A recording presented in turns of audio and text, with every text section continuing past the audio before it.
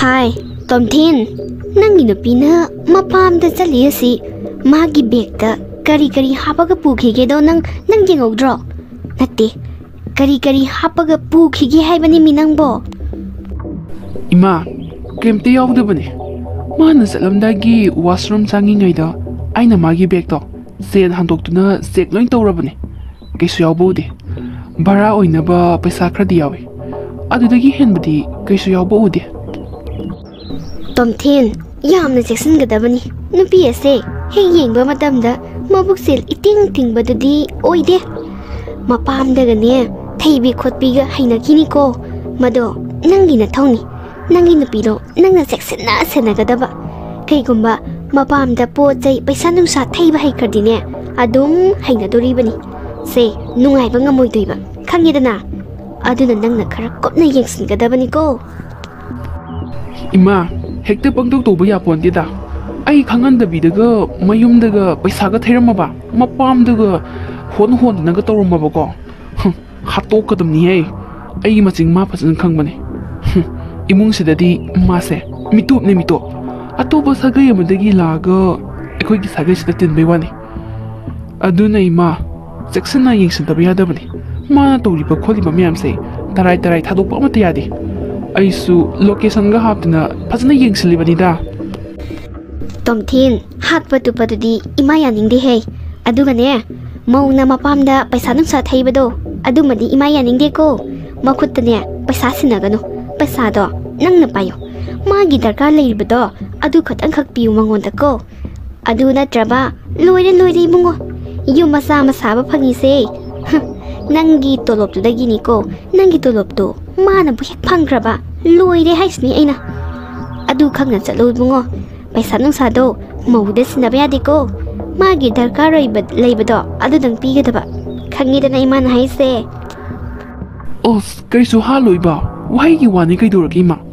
Mangondaga paisa nungsaga sinaba yabazana tema. Kaidobagi nupida sinadoino.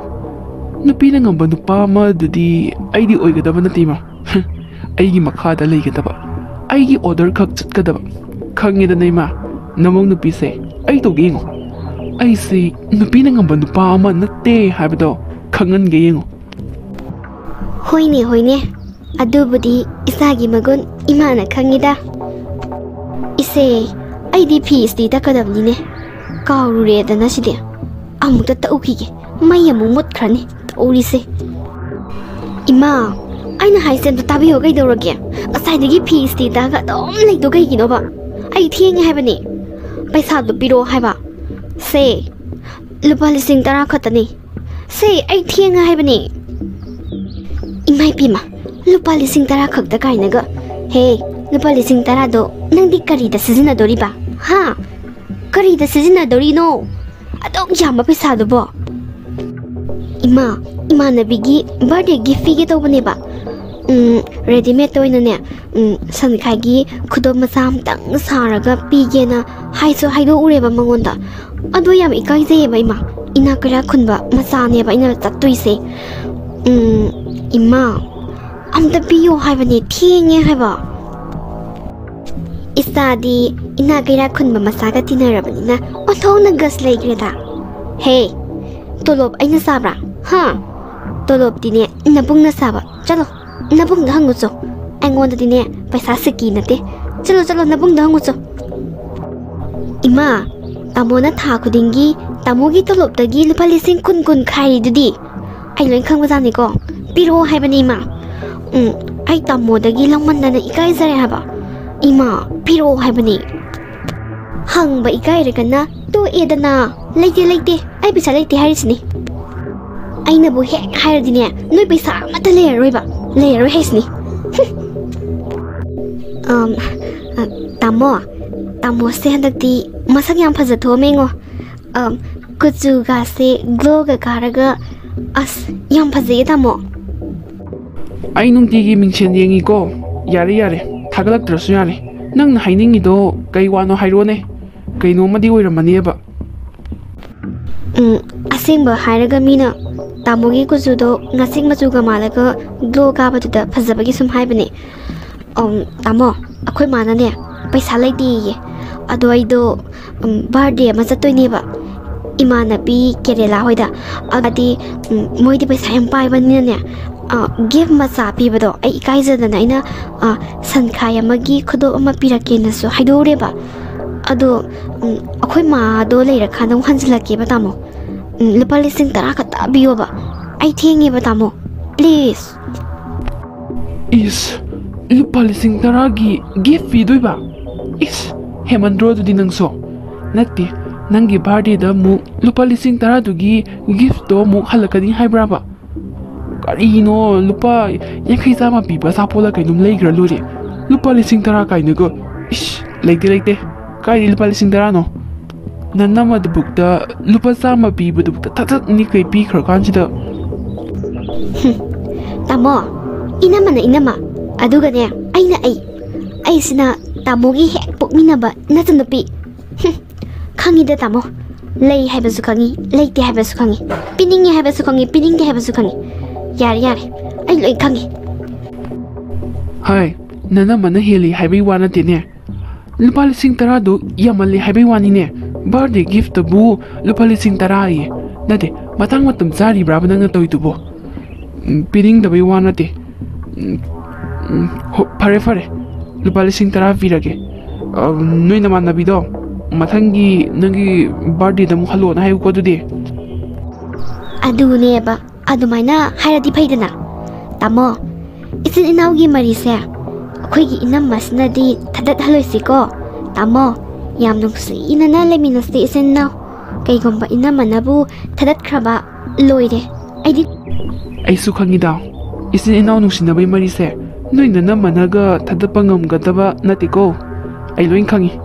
ꯃꯄꯥꯝ ꯌꯧꯒꯦꯗꯅꯤ ꯁꯦ ꯏꯆꯤꯟ ꯏꯅꯥꯎ ꯅꯨꯡꯁꯤꯅꯕꯁꯦ ꯃꯄꯣꯛꯁꯤꯃꯒꯤ ꯑꯗꯨꯝ ꯅꯨꯡꯁꯤꯅꯔꯒ ꯂꯩꯒꯗꯕ ꯏꯃꯥ ꯄꯥꯕꯨꯡ ꯏꯆꯤꯟ ꯏꯅꯥꯎ ꯅꯨꯄꯤ ꯑꯁꯤꯗꯤꯅꯦ ꯀꯥꯏꯅꯔꯁꯨ ꯌꯥꯏ ꯀꯥꯏꯅꯗ꯭ꯔꯁꯨ ꯌꯥꯏ ꯈꯪꯉꯤꯗꯅ ꯃꯥꯗꯤ ꯁꯥꯒꯩ ꯑꯃꯗꯒꯤ ꯂꯥꯛꯄꯅꯤ ꯃꯤꯇꯣꯞꯅꯤꯅꯦ ꯃꯤꯇꯣꯞ ꯂꯥꯛꯑꯣ ꯂꯨꯄꯥ 10,000ꯗꯣ ꯖꯤꯄꯦꯗ ꯑꯣꯏꯅ ꯀꯥꯞꯄꯤꯔꯛꯑꯒꯦ ꯑꯗꯨꯒ ꯅꯪ ꯑꯗꯨꯝ ꯁꯠꯇꯣꯛꯆꯔꯣ ꯌꯥꯏꯗꯅ ꯊꯦꯡꯛ ꯌꯨ ꯇꯥꯃꯣ ꯅꯪꯁꯦ ꯃꯄꯣꯛ ꯈꯨꯗꯤꯡꯒꯤ ꯑꯩꯒꯤ ꯏꯕꯨꯡ ꯑꯣꯏꯅ ꯑꯗꯨꯝ ꯑꯣꯏꯕ ꯐꯪꯖꯒꯦꯀꯣ ꯇꯥꯃꯣ ꯑꯗꯨꯗꯤ ꯆꯠꯂꯨꯈꯤꯒꯦ ꯀꯕꯛꯄ ꯀꯥꯎꯅꯤꯀꯣ ꯑꯩ ꯑꯦꯇꯦꯝ ꯕꯨꯠꯇꯒꯤ ꯑꯗꯨꯝ ꯁꯠꯇꯣꯛꯎꯔꯗꯝꯅꯤ ꯍꯦꯛ ꯊꯣꯛꯄꯒ ꯇꯥꯃꯣ ꯁꯠ ꯀꯥꯞꯄꯛꯎꯀꯣ ꯆꯠꯂꯨꯈꯤꯒꯦ ꯇꯥꯃꯣ ꯑꯗꯨꯗꯤ ꯑꯩꯒꯤ ꯏꯆꯟꯅꯨꯄꯤꯁꯦ ꯑꯣꯟꯊꯣꯛꯅ ꯃꯉꯥꯎ ꯊꯤꯈ꯭ꯔꯦꯗꯀꯣ ꯃꯁꯤꯕꯨ ꯀꯃꯥꯏꯅ ꯉꯥꯡꯅꯗꯣꯏꯅꯣ ꯈꯪꯗ꯭ꯔꯦꯅꯦ ꯅꯨꯡꯁꯤꯕꯅꯁꯨ ꯑꯃꯨꯛ ꯇꯣꯏꯕ ꯀꯦꯔꯤꯅꯤꯅ ꯇꯧꯔꯤꯁꯦ ꯏꯆꯥꯎ ꯍꯦꯛ ꯆꯥꯎꯈꯩ ꯂꯨꯄꯥ 100 ꯄꯤꯔꯛꯄꯗꯨꯅ ꯍꯟꯒꯠ ꯍꯟꯗꯥꯒꯤ ꯕꯔꯥ ꯂꯨꯄꯥ 60 ꯂꯩꯈ꯭ꯔꯦ ꯂꯨꯄꯥ 90ꯁꯤꯅ ꯀꯔꯤ ꯑꯆꯥꯄꯣꯠꯅꯣ ꯑꯩꯅ ꯂꯩꯔꯒ ꯌꯨꯝꯁꯤꯗ ꯆꯪꯗꯣꯏꯁꯤꯕꯣ ꯕꯕꯥꯗꯣ ꯌꯥꯝꯅꯁꯨ ꯃꯁꯥ ꯉꯝꯍꯧꯗꯕꯅꯤ ꯅꯍꯥꯟ ꯁꯪꯒꯣꯝ ꯈꯔ ꯂꯩꯅꯤꯡꯕꯅꯤ ꯂꯨꯄꯥ 90ꯁꯤꯅ ꯀꯔꯤ ꯑꯆꯥꯄꯣꯠꯅꯣ ꯑꯩꯅ ꯂꯩꯔꯒ ꯆꯪꯒꯗꯧꯔꯤꯕꯁꯤꯕꯣ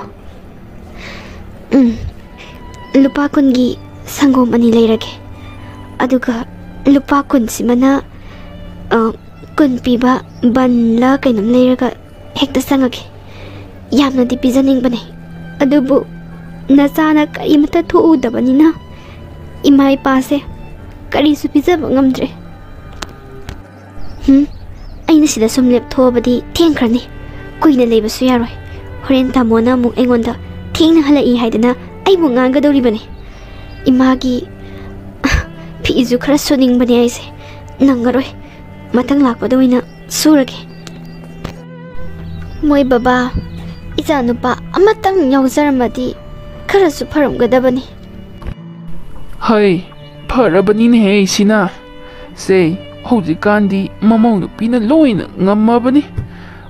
ꯏꯃꯧꯅꯒ ꯑꯣꯠꯄꯒꯗꯣ ꯄꯥꯝꯗ꯭ꯔꯦꯗ खर चारगा खर थगने सुमाइना शांति लेबसिना हेलिनेहे ऐदि नुंगाइबा मौना ओटपगादो पामजदरे इचा नुपा याउदिसे फरबनी इचासु अम्मा खक्तनिदो आई इचा थादोइदो नुसिक्रेदा अहल ओइरक्लबा मतमसिदादिने मखोइगी पांगलगी मतेंगदो पामिने हे मोय बाबा आईगी इचादो इचा पोक्सरबसु ऐसे इचागा लेमिनबदो फंगद्रे नुपीगी मपोक्तो पोगलुरबनिना मीगी सागैदा तिल्लुरबनिना मीगी ओइख्रे नोंग फादोक लाकपदो मंगाइरे इचागा उन्नबा हाइबबु ꯂꯥꯏꯕꯛꯁꯦ ꯑꯣꯟꯊꯣꯛꯅ ꯊꯤꯈ꯭ꯔꯦꯗ ꯄꯥꯈꯟꯗ ꯈꯟꯖꯟꯒꯅꯨꯗ ꯍꯤꯡꯉꯤꯁꯤ ꯃꯉꯥꯏꯗꯅ ꯏꯆꯥꯗꯨꯁꯨ ꯃꯊꯧ ꯆꯤꯟꯗꯅ ꯂꯥꯛꯄ ꯐꯔꯛ ꯇꯥꯗꯅ ꯇꯧꯔꯤꯕ ꯑꯣꯏꯔꯝꯒꯅꯤ ꯃꯤꯑꯣꯏꯕ ꯍꯥꯏꯕꯁꯦ ꯑꯍꯥꯟ ꯑꯀꯣꯟꯒꯤ ꯋꯥ ꯈꯛꯇꯅꯤꯗ ꯁꯤꯕ ꯍꯥꯏꯕ ꯑꯁꯤꯕꯁꯤꯅꯅꯦ ꯉꯥꯏꯗꯨꯅ ꯂꯩꯔꯕ ꯉꯥꯛꯇꯅꯤꯅꯦꯍꯦ ꯃꯤꯑꯣꯏꯕ ꯍꯥꯏꯕꯁꯦ ꯀꯔꯤꯁꯨ ꯈꯟꯗꯦ ꯑꯩꯗꯤ ꯁꯤꯅꯕꯨ ꯍꯦꯟꯅ ꯅꯨꯡꯉꯥꯏꯈ꯭ꯔꯦꯗ ꯃꯣꯏ ꯕꯕꯥ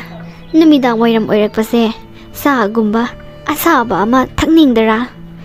ꯑꯁꯥꯕ ꯑꯃ ꯊꯛꯑꯗꯤ ꯈꯅꯥꯎꯁꯦ ꯈꯔ ꯅꯨꯡꯉꯥꯏꯗꯧꯅꯤ ꯂꯣꯛ ꯆꯦꯟꯒꯦ ꯇꯧꯋꯤꯅꯦ ꯏꯁꯥꯁꯦ ꯆꯥꯗꯣ ꯑꯩꯗꯤ ꯉꯁꯥꯏꯅꯕꯨ ꯊꯛꯅꯤꯡꯉꯕꯅꯤꯗ ꯄꯦꯅꯥꯎꯗꯨꯁꯨ ꯇꯨꯏꯁꯟ ꯆꯠꯂꯝꯃꯅꯤꯅꯦ ꯃꯥ ꯂꯩꯔꯝꯕꯒꯤ ꯈꯔ ꯐꯔꯤꯕꯅꯤꯗ ꯃꯥꯁꯨ ꯃꯊꯤ ꯃꯃꯣꯏ ꯆꯤꯠꯂꯕꯅꯤ ꯏꯕꯥꯅꯤꯒꯤ ꯍꯣꯠꯅꯕꯗꯀꯣ ꯃꯤ ꯑꯃꯅ ꯍꯣꯠꯅꯕ ꯉꯝꯕꯖꯥꯠ ꯅꯠꯇꯦꯗ ꯑꯍꯜ ꯑꯣꯏꯔꯛꯄꯒꯤ ꯁꯦꯕꯥꯁꯤꯗꯤꯕ ꯄꯦꯅꯥꯎꯗꯣ ꯅꯨꯡꯕꯨ ꯅꯨꯡꯁꯤ ꯃꯥ ꯅꯠꯇꯅ ꯏꯕꯥꯅꯤꯒꯤꯗꯤ ꯀꯅꯥꯝꯇ ꯂꯩꯇꯦꯁꯦ ꯄꯥꯈꯣꯟ ꯍꯥꯏꯕꯤꯅꯕ ꯃꯥꯗꯣ ꯂꯩꯔꯗꯤ ꯆꯥ ꯉꯥꯏꯍꯥꯛ ꯂꯣꯜꯂꯨ ꯂꯥꯎꯅ ꯀꯧꯗꯧꯕ ꯃꯥꯁꯨ ꯇꯨꯏꯁꯟ ꯆꯠꯂꯝꯃꯅꯤꯅꯦꯍꯦ ꯏꯁꯤꯡꯂ ꯀꯔꯤꯅꯣ ꯐꯤꯜꯇꯔꯗꯒꯤ ꯌꯥꯔꯒ ꯍꯦꯛ ꯊꯛꯎ ꯍꯣꯔꯦꯟ ꯄꯦꯅꯥꯎ ꯂꯥꯛꯑꯒꯅꯦ ꯂꯣꯜꯍꯜꯂꯁꯨ ꯂꯣꯜꯍꯟꯁꯤ ꯃꯣꯏ ꯕꯕꯥ ꯏꯁꯨ ꯄꯦꯅꯥꯎꯁꯦ ꯂꯩꯔꯝꯕꯒꯤ ꯐꯕꯩ ꯋꯥꯅꯤꯀꯣ ꯃꯥ ꯂꯩꯔꯝꯗ꯭ꯔꯗꯤꯅꯦ ꯑꯣꯟꯊꯣꯛꯅ ꯋꯥꯈ꯭ꯔꯅꯤ ꯍꯤꯡꯒꯣꯜ ꯅꯨꯡꯁꯦ ꯑꯉꯥꯡ ꯑꯃꯠꯇ ꯂꯩꯇꯦ ꯃꯥ ꯅꯠꯇꯅ ꯍꯩꯃꯥ ꯏꯆꯥ ꯊꯥꯗꯣꯏꯅꯤꯅꯦꯍꯦ ꯏꯃꯥꯒꯤ ꯊꯥꯗꯣꯏ ꯅꯪ ꯂꯥꯛꯏꯔꯣ ꯂꯥꯎ ꯆꯪꯉꯧ ꯂꯥꯎ ꯕꯕꯥꯒ ꯑꯩꯒꯅꯅꯦ ꯅꯨꯃꯤꯠ ꯈꯨꯗꯤꯡꯒꯤ ꯏꯆꯥꯕꯨ ꯉꯥꯏꯔꯤꯕꯅꯤ ꯈꯔ ꯇꯣꯏꯅ ꯂꯥꯛꯎꯅꯦꯍꯦ ꯏꯆꯥꯒꯤ ꯁꯛꯁꯦ ꯎꯗꯕꯗꯅꯦ ꯏꯃꯥꯁꯦ ꯌꯥꯝꯅ ꯁꯣꯟꯊꯩ ꯑꯋꯥ ꯅꯨꯡꯉꯥꯏ ꯄꯥꯎꯗꯝꯐꯝꯁꯨ ꯂꯩꯇꯦꯗꯣ ꯂꯥꯎ ꯐꯝꯃꯨ ꯂꯥꯎ ꯅꯪꯅꯦ ꯆꯥ ꯂꯣꯜꯂꯨ ꯊꯛꯁꯤ ꯑꯩꯈꯣꯏ ꯑꯍꯨꯝ ꯊꯛꯁꯤ ꯏꯃꯥ ꯑꯗꯨꯃꯥꯏꯅ ꯍꯥꯏꯒꯅꯣ ꯑꯩ ꯍꯣꯔꯦꯟ ꯇꯨꯝꯕ ꯌꯥꯔꯔꯣꯏꯕ ꯑꯩꯗꯣ ꯅꯨꯡꯇꯤꯒꯤ ꯂꯥꯛꯅꯤꯡꯉꯦ ꯑꯗꯣ ꯂꯥꯛꯄ ꯉꯝꯗꯦ ꯏꯃꯥ ꯑꯩꯅ ꯂꯥꯛꯏꯉꯩꯁꯤꯗ ꯏꯃꯥꯒꯤ ꯐꯤꯔꯣꯜ ꯏꯃꯨꯡꯒꯤ ꯑꯋꯥꯠ ꯑꯄꯥ ꯑꯩ ꯂꯣꯏ ꯂꯣꯏꯁꯜꯂꯝꯒꯦꯕ ꯏꯃꯥ ꯑꯩ ꯇꯣꯏꯅ ꯂꯥꯛꯄ ꯉꯝꯗꯦ ꯑꯩꯁꯨ ꯌꯨꯝ ꯄꯥꯜꯂꯕꯅꯤꯅ ꯅꯨꯄꯥꯒꯤ ꯃꯈꯥꯗ ꯂꯩꯕꯅꯤꯅ ꯇꯣꯏꯅ ꯂꯥꯛꯄꯗꯣ ꯏꯃꯥ ꯑꯩ ꯉꯝꯗꯤꯌꯦ ꯏꯃꯥ ꯆꯥ ꯊꯛꯅꯤꯡꯕ꯭ꯔꯥ ꯑꯩ ꯆꯥ ꯂꯣꯜꯂꯛꯀꯦ ꯁꯪꯒꯣꯝꯁꯨ ꯂꯩꯔꯛꯄꯅꯦ ꯑꯗꯨꯒ ꯕꯟꯁꯨ ꯌꯧꯔꯛꯑꯦ ꯄꯥꯕꯨꯡꯒ ꯑꯩꯈꯣꯏ ꯑꯍꯨꯝ ꯄꯨꯟꯅ ꯆꯥꯁꯦꯕ ꯏꯆꯥꯅ ꯍꯥꯏꯕ ꯆꯨꯝꯃꯦ ꯏꯃꯥꯁꯦ ꯑꯍꯜ ꯑꯣꯏꯔꯛꯄꯁꯤꯗ ꯉꯥꯎꯔꯕ ꯈꯪꯗꯦꯗ ꯏꯆꯥꯒꯅꯦ ꯂꯩꯃꯤꯟꯅꯅꯤꯡꯕꯒꯤ ꯁꯨꯝ ꯍꯥꯏꯔꯤꯕ ꯑꯗꯨꯅꯤ ꯆꯨꯝꯃꯤ ꯅꯨꯄꯥꯒꯤ ꯃꯈꯥꯗ ꯂꯩꯔꯨꯔꯕꯅꯤꯅꯅꯦ ꯃꯈꯣꯏꯅ ꯌꯥꯗ꯭ꯔꯗꯤ ꯑꯗꯨꯁꯨ ꯌꯥꯗꯦꯗꯣ ꯑꯗꯨꯒꯅꯦ ꯊꯦꯡꯅꯁꯨ ꯍꯟꯖꯤꯟꯒꯅꯨ ꯑꯍꯜ ꯂꯃꯟ ꯄꯥꯟꯕꯅꯤꯅ ꯃꯈꯣꯏꯅ ꯁꯥꯎꯒꯅꯤ ꯑꯍꯜ ꯂꯃꯟꯗꯣ ꯌꯥꯅꯅꯕ ꯆꯠꯂꯨꯀꯣ ꯃꯗꯣ ꯑꯩꯒꯤ ꯑꯄꯥꯝꯕꯅꯤ ꯈꯟꯅ ꯆꯩꯅꯕ ꯌꯥꯎꯍꯟꯒꯅꯨꯀꯣ ꯏꯃꯨꯡꯗꯨꯗ ꯆꯥꯁꯨ ꯊꯛꯅꯤꯡ ꯂꯩꯔꯝꯕꯅꯤ ꯅꯪ ꯂꯥꯛꯄꯒꯅꯦ ꯇꯥꯟ ꯌꯥꯝ ꯆꯥꯔꯦ ꯂꯣꯜꯂꯨꯔꯣ ꯅꯪ ꯄꯥꯕꯨꯡꯁꯨ ꯊꯛꯅꯤꯡꯉꯦꯅ ꯍꯥꯏꯕꯅꯤ ꯏꯃꯥ ꯃꯊꯪ ꯃꯄꯣꯛꯇꯗꯤ ꯑꯩ ꯅꯨꯄꯥ ꯑꯣꯏꯅ ꯄꯣꯛꯆꯒꯦ ꯑꯗꯨꯒ ꯏꯃꯥꯒꯤ ꯁꯦꯕꯥ ꯃꯇꯣꯟꯂꯣꯝꯗ ꯇꯧꯕ ꯉꯝꯕ ꯑꯣꯏꯖꯒꯦ ꯍꯟꯗꯛꯀꯤ ꯃꯄꯣꯛꯁꯤꯃꯗꯤ ꯏꯃꯥ ꯑꯩ ꯏꯃꯥꯒꯤ ꯁꯦꯕꯥ ꯃꯇꯣꯟꯂꯣꯝꯗ ꯇꯧꯕ ꯉꯝꯗ꯭ꯔꯦ ꯏꯃꯥ ꯑꯩ ꯆꯥ ꯂꯣꯜꯂꯨꯒꯦ ꯑꯗꯨꯒ ꯏꯃꯥꯒꯤ ꯑꯃꯣꯠꯄ ꯄꯥꯕꯨꯡꯒꯤ ꯐꯤꯔꯣꯜ ꯑꯃꯣꯠꯄꯗꯣ ꯑꯩ ꯁꯨꯗꯣꯛꯑꯝꯒꯦꯕ ꯏꯃꯥ ꯉꯥꯛꯇꯪ ꯐꯝꯃꯝꯃꯨꯀꯣ ꯑꯩ ꯆꯥ ꯂꯣꯜꯂꯨꯒꯦꯕ ꯑꯁ ꯄꯨꯡꯗꯤ 4 ꯇꯥꯁꯟꯈ꯭ꯔꯦ ꯊꯕꯛꯇꯤ ꯑꯃꯠꯇ ꯅꯪꯍꯧꯗ꯭ꯔꯦ ꯄꯥꯕꯨꯡꯒꯤ ꯈꯨꯠꯇꯩꯒ ꯈꯪꯒꯥꯎꯒꯁꯤꯁꯨ ꯃꯣꯠꯄꯅ ꯑꯃꯨꯛ ꯇꯣꯏꯕ ꯁꯤꯕꯨꯛꯇꯤ ꯁꯨꯗꯣꯛꯑꯝꯃꯒꯦ ꯃꯊꯪ ꯂꯥꯛꯄꯗꯅ ꯄꯥꯕꯨꯡꯁꯦ ꯏꯔꯨꯖꯊꯣꯛꯑꯒꯦ ꯃꯅꯝꯁꯨ ꯅꯝꯊꯤꯔꯦ ꯄꯥꯕꯨꯡꯁꯦ ꯃꯁꯥ ꯃꯊꯟꯇ ꯏꯔꯨꯖꯕꯁꯨ ꯉꯝꯗꯕꯒꯤ ꯄꯥꯕꯨꯡ ꯏꯔꯨꯖꯔ ꯂꯩꯔꯗꯤ ꯑꯩ ꯌꯥꯝ ꯊꯦꯡꯈ꯭ꯔꯅꯤ ꯀꯣꯟꯅ ꯂꯨꯖꯔꯒꯦ ꯁꯤꯁꯦ ꯍꯥꯟꯅ ꯗ꯭ꯔꯥꯏꯌꯔ ꯇꯧꯊꯣꯛꯑꯒ ꯐꯧꯗꯣꯛꯑꯝꯃꯒꯦ ꯄꯨꯡ 4 ꯍꯦꯜꯂꯁꯤꯐꯥꯎ ꯌꯨꯝꯁꯤꯗ ꯍꯟꯖꯤꯜꯂꯛꯀꯅꯤ ꯈꯪꯗꯦꯅꯦ ꯃꯄꯥꯝꯗꯅꯦꯕꯨ ꯍꯥꯏꯔꯗꯤ ꯌꯨꯝꯁꯤꯗ ꯍꯜꯂꯛꯀꯅꯤꯁꯦ ꯀꯥꯎꯋꯦꯕ ꯍꯦꯛꯇ ꯀꯔꯤ ꯇꯧꯔꯒ ꯂꯩꯔꯤꯅꯣ ꯈꯪꯗꯦꯅꯦ ꯅꯨꯃꯤꯠ ꯇꯥꯔꯐꯥꯎ ꯑꯗꯨꯝ ꯂꯩꯅꯤꯡꯕ꯭ꯔꯥ ꯈꯪꯗꯦ ꯆꯣꯔꯣ ꯅꯩꯔꯒ ꯉꯁꯤ ꯑꯩꯅ ꯁꯥꯎꯅꯤꯡꯉꯛꯇꯅꯅꯦ ꯊꯣꯡ ꯂꯣꯟꯁꯤꯜꯂ ꯊꯝꯅꯤꯁꯦ ꯃꯥ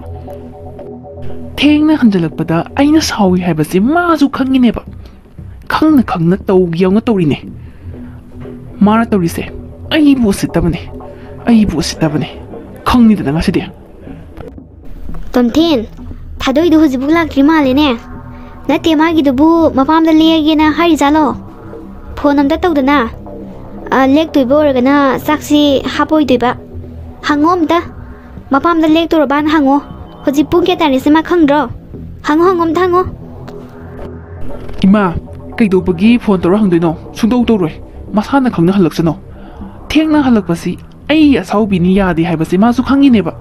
ꯉꯁꯤꯒꯤ ꯅꯨꯃꯤꯠꯇ ꯊꯦꯡꯅ ꯍꯜꯂꯛꯑꯣ ꯑꯩꯅ ꯃꯥ ꯀꯩꯗꯧꯒꯦ ꯌꯦꯡꯉꯣ ꯍꯥꯏꯁꯤꯅꯦ ꯑꯩꯅ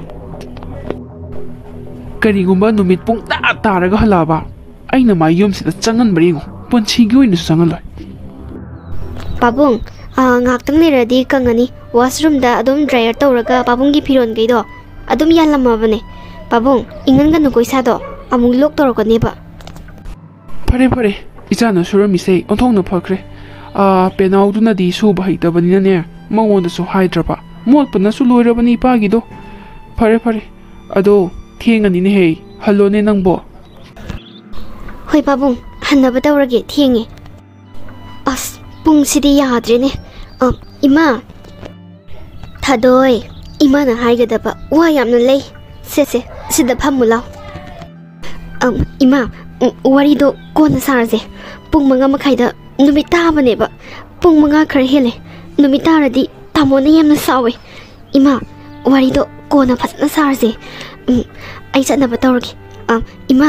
ꯔꯥꯏꯁ ꯀꯨꯀꯔꯗꯅꯦ ꯆꯥꯛꯇꯣ ꯂꯣꯏꯔꯝꯃꯕꯅꯦ ꯑꯂꯨ ꯉꯥꯟꯁꯤꯜꯂꯝꯕꯅꯦ ꯑꯗꯨꯒ ꯊꯨꯝꯌꯥꯛꯄꯤꯁꯨ ꯉꯥꯜꯂꯝꯕꯅꯦ ꯊꯨꯝꯌꯥꯛꯄꯤꯗꯨꯅ ꯉꯥꯔꯣ ꯑꯣꯏꯅ ꯆꯥꯔꯣ ꯑꯗꯨꯒ ꯑꯂꯨꯗꯨꯅ ꯏꯃꯥ ꯇꯧꯔꯒ ꯏꯔꯣꯟꯕꯤꯔꯣꯀꯣ ꯏꯃꯥ ꯑꯩ ꯊꯦꯡꯉꯦ ꯏꯃꯥ ꯑꯩ ꯆꯠꯂꯦꯀꯣ ꯑꯩ ꯊꯦꯡꯉꯦ ꯄꯥꯕꯨꯡ ꯑꯩ ꯆꯠꯂꯦ ꯍꯣꯏ ꯊꯥꯗꯣꯏ ꯆꯦꯟꯒꯅꯨꯅꯦꯍꯦ ꯇꯞꯅ ꯆꯠꯂꯨꯅꯦ ꯇꯨꯁꯟ ꯂꯥꯛꯁꯟꯗꯅ ꯑꯣꯟꯊꯣꯛꯄꯅꯤꯗ ꯑꯣ ꯏꯆꯥꯁꯦ ꯌꯨꯝꯗ ꯂꯥꯛꯑꯦꯅ ꯑꯍꯥꯎꯕ ꯑꯃꯠꯇꯁꯨ ꯄꯤꯖꯕ ꯉꯝꯗꯦ ꯍꯣꯏꯅꯦ ꯃꯕꯨꯡꯂꯥ ꯃꯧꯄꯥꯔꯥ ꯑꯃ ꯂꯩꯖꯔꯝꯃꯕꯗꯤ ꯃꯥꯅ ꯁꯥꯔꯤꯕ ꯃꯊꯥꯁꯦ ꯑꯁꯨꯃꯥꯏꯅꯗꯤ ꯀꯩꯁꯨ ꯁꯥꯔꯝꯃꯣꯏꯗꯕꯅꯤꯀꯣ ꯏꯕꯥꯅꯤꯒꯤ ꯈꯟꯕꯗꯅꯦ ꯇꯨꯝꯕ ꯌꯥꯔꯝꯃꯣꯏꯗꯧꯔꯤꯅꯤ ꯀꯔꯤꯅꯣ ꯈꯪꯗ꯭ꯔꯦꯗ ꯃꯣꯏ ꯄꯥꯕꯨꯡ ꯑꯩꯁꯦ ꯀꯔꯤ ꯄꯥꯞ ꯆꯦꯠꯂꯕꯅꯣ ꯑꯩ ꯈꯪꯗꯦ ꯑꯩꯅ ꯄꯣꯛꯆꯕ ꯏꯆꯥ ꯐꯥꯎꯕꯗ ꯁꯦꯒ ꯃꯥꯏꯒ ꯍꯥꯏꯗꯅ ꯄꯨꯡꯃꯦꯟ ꯄꯥꯎꯃꯤꯟꯅꯖꯕ ꯐꯪꯗ꯭ꯔꯦ ꯑꯩꯒꯤ ꯏꯆꯥꯁꯦ ꯑꯩꯅ ꯄꯣꯛꯄꯅꯤꯀꯣ ꯑꯩꯅ ꯍꯦꯛ ꯄꯣꯛꯆꯕ ꯑꯩꯒꯤ ꯏꯆꯥꯅꯤꯀꯣ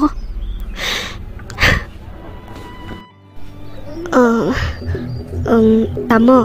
ꯏꯃꯥꯗꯣ ꯃꯁꯥ ꯉꯝꯃꯝꯗꯕ ꯑꯗꯣ ꯊꯕꯛꯁꯨ ꯈꯔ ꯇꯧꯔꯛꯄꯗꯨꯗ ꯈꯔ ꯊꯦꯡꯈ꯭ꯔꯦ ꯅꯪꯒꯤ ꯅꯄꯥꯝꯗ ꯊꯕꯛ ꯇꯧꯕ ꯇꯧꯗꯕ ꯀꯔꯤ ꯃꯔꯤ ꯂꯩꯅꯒꯦ ꯍꯧꯖꯤꯛꯁꯦ ꯄꯨꯡ ꯀꯌꯥ ꯇꯥꯔꯒꯦ ꯍꯧꯖꯤꯛ ꯄꯨꯡ ꯀꯌꯥ ꯇꯥꯔꯒꯦ ꯍꯥꯏꯕꯅꯦ ꯅꯄꯥꯝꯗ ꯄꯪꯇꯧ ꯇꯧꯕꯗꯣ ꯑꯩꯒꯤꯁꯤꯗꯗꯤ ꯌꯥꯔꯣꯏꯌꯦ ꯍꯧꯖꯤꯛ ꯄꯨꯡ ꯀꯌꯥ ꯇꯥꯔꯒꯦ ꯅꯁꯥꯅ ꯈꯪꯗ꯭ꯔꯤꯗꯣ ꯀꯩꯒꯤꯅꯣ ꯇꯥꯃꯣ ꯑꯩꯁꯨ ꯅꯨꯃꯤꯠ ꯇꯥꯗ꯭ꯔꯤꯉꯩꯗ ꯍꯜꯂꯛꯏꯁꯤꯅꯦ ꯄꯥꯕꯨꯡꯒ ꯏꯃꯥꯒꯒꯤ ꯐꯤꯔꯣꯟꯗꯣ ꯑꯗꯨꯛꯀꯤ ꯃꯇꯤꯛ ꯃꯣꯠꯂꯝꯃꯦ ꯏꯃꯨꯡꯗꯨꯁꯨ ꯃꯤ ꯂꯩꯇꯕꯒꯤ ꯂꯣꯏꯔꯦ ꯑꯃꯨꯛꯇꯣꯏꯕ ꯃꯣꯠꯄꯗ ꯑꯗꯨ ꯈꯔꯗꯣ ꯇꯧꯔꯝꯕꯗ ꯊꯦꯡꯉꯤꯅꯦ ꯉꯁꯥꯏꯅ ꯉꯟꯇꯥꯅ ꯍꯜꯂꯛꯄ ꯌꯥꯔꯕꯅꯦꯕ ꯑꯗꯣ ꯑꯩꯁꯨ ꯄꯥꯛ ꯆꯠꯄ ꯅꯠꯇꯕꯅꯤꯅ ꯊꯕꯛꯇꯣ ꯈꯔ ꯇꯧꯔꯨꯔꯦ ꯑꯗꯨꯗ ꯊꯦꯡꯉꯤꯅꯦ ꯇꯥꯃꯣ ꯑꯩ ꯈꯪꯉꯤꯅꯦ ꯅꯪ ꯊꯕꯛ ꯇꯧꯕ ꯆꯠꯄ ꯅꯠꯇꯦꯅꯦ ꯍꯟꯗꯛ ꯃꯔꯛ ꯅꯪꯅ ꯅꯄꯥꯝꯗ ꯑꯁꯨꯛ ꯇꯣꯏꯅ ꯆꯠꯅꯤꯡꯉꯤꯁꯦ ꯀꯩꯒꯤꯅꯣ ꯅꯪꯕꯨ ꯅꯋꯥ ꯑꯃ ꯂꯩꯔꯕꯣ ꯀꯔꯤ ꯋꯥꯇꯥꯟꯅꯕ ꯆꯠꯂꯨꯏꯅꯣ ꯃꯔꯝ ꯑꯃ ꯂꯩꯇꯅꯗꯤ ꯆꯠꯅꯤꯡꯉꯣꯏꯕ ꯅꯠꯇ꯭ꯔꯣ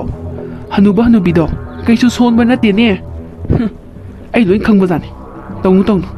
ꯃꯧ ꯑꯃ ꯑꯣꯏꯔꯒꯅꯦ ꯑꯗꯨꯒꯨꯝꯕ ꯂꯤꯆꯠ ꯁꯥꯖꯠꯇꯣ ꯇꯧꯔꯛꯀꯅꯨ ꯈꯪꯕ꯭ꯔꯥ ꯆꯠꯂꯣ ꯅꯁꯛꯇꯣ ꯌꯦꯡꯅꯤꯡꯗꯦ ꯇꯥꯃꯣ ꯀꯔꯤ ꯋꯥꯉꯥꯡ ꯁꯉꯥꯡꯅꯣ ꯆꯪꯈ꯭ꯔꯣ ꯆꯠꯂꯣ ꯊꯥꯖꯤꯜꯂꯀꯥꯟ ꯅꯃꯥꯏꯗꯨꯗ ꯑꯩꯅ ꯌꯥꯗꯦ ꯁꯥꯎꯏ ꯈꯪꯉꯕ ꯊꯕꯛꯇ ꯍꯟꯖꯟ ꯇꯧꯔꯛꯏꯁꯦ ꯑꯩꯕꯨ ꯎꯁꯤꯠꯇꯕꯅꯦ ꯀꯩꯁꯨ ꯂꯩꯇꯕ ꯅꯨꯄꯤ ꯅꯪꯅꯁꯨ ꯑꯩꯒꯤ ꯏꯊꯛꯇꯒ ꯂꯩꯔꯗꯅ ꯅꯨꯄꯤ ꯍꯥꯏꯕꯁꯤꯗꯤ ꯑꯩꯒꯤ ꯏꯈꯥꯗ ꯂꯩꯒꯗꯕ ꯑꯩꯒꯤ ꯑꯣꯔꯗꯔ ꯆꯠꯀꯗꯕꯅꯤ ꯎꯁꯤꯠꯇꯕ ꯈꯪꯗꯅ ꯃꯇꯨꯡꯗꯤ ꯅꯪ ꯑꯩꯅ ꯀꯩꯗꯧꯔꯛꯀꯦ ꯌꯦꯡꯉꯣ ꯅꯪ ꯏꯕꯦꯝꯃ ꯊꯥꯗꯣꯏ ꯅꯄꯥꯝꯗ ꯆꯠꯄꯕꯨ ꯑꯗꯨꯛ ꯊꯦꯡꯅ ꯍꯜꯂꯛꯄ꯭ꯔꯣ ꯊꯦꯡꯅ ꯃꯝꯅ ꯀꯅꯥꯅ ꯍꯜꯂꯛꯅꯒꯦ